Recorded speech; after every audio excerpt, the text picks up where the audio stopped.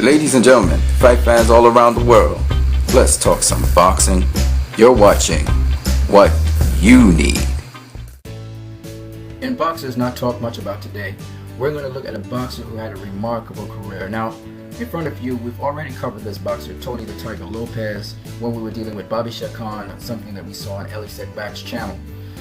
And just as a highlight again, don't forget you can always donate monies to Bobby Chacon Foundation through Ellie Setback's channel, ES News Reporting. Just go to their site, make a request that you would like to donate money to Bobby Chacon, and they will be able to arrange how you can go about doing that. Tony the Tiger Lopez had a remarkable career, as we already know, at lightweight. And one of the people who he fought was a gentleman from Soweto, South Africa, named Dingaan Thobela. And why am I paying attention to this Soweto, South African boxer? Well, we've heard the stories of Roberto Duran. We've heard the stories of Henry Armstrong. We've heard the stories of Manny Pacquiao.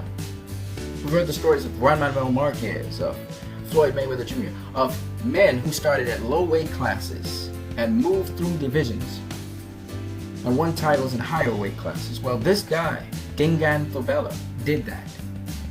He began his career at super featherweight, at the lower end of that division, from June of 1986 to July of 1988.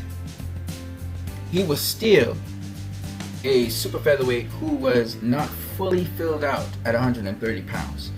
But at around October of 1988, when he fought for the South African super featherweight title, he had filled out completely to 130 pounds. He was a full lightweight by the beginning of 1990. He had his first title shot September 22nd, 1990, when he faced Mauricio Aceves for the WBO World Lightweight title. He would defend successfully for 2 years, and then he would be stripped of the WBO Lightweight title.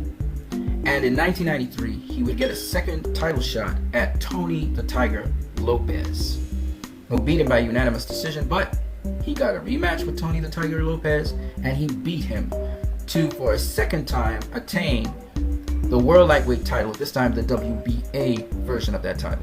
He would go on to face Urzubek Nazarov, who would defeat him twice. Urzubek Nazarov, as a lightweight champion, was undefeated, and he would move up in weight to super lightweight. And in the space of 1 year, he'd move up from lightweight to welterweight. And he fought at welterweight for about 4 or 5 fights, facing Carlos Baldomir in 1998, in which they had a split decision draw for the vacant WBC International welterweight title. He moved up in weight. He fought for a middleweight title at 157 pounds. He would come in the very next fight 167 3/4 pounds for the South African super middleweight title. And in the year 2000, he vied against Glenn Cately for the WBC World Super Middleweight title. And this guy won that, knocking out Glenn Cately in the 12th and final round. This is a guy that came up from super featherweight, and he moved up 7 divisions to super middleweight.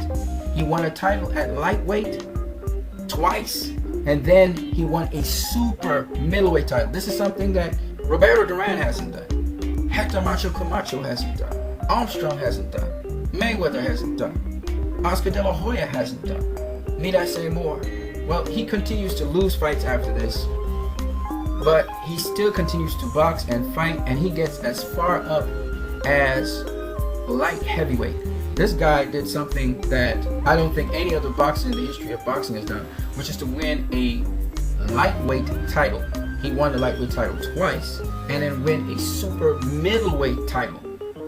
So I just wanted to head you guys up on this guy. Go ahead and check him out some more. Watch his fights, watch his style. He was 5'7.5". He wasn't a tall guy, but he was, again, solidly built. He had a great frame that allowed him to be able to put on that mass and still be able to function to some degree at the higher weight classes. You guys have a great one.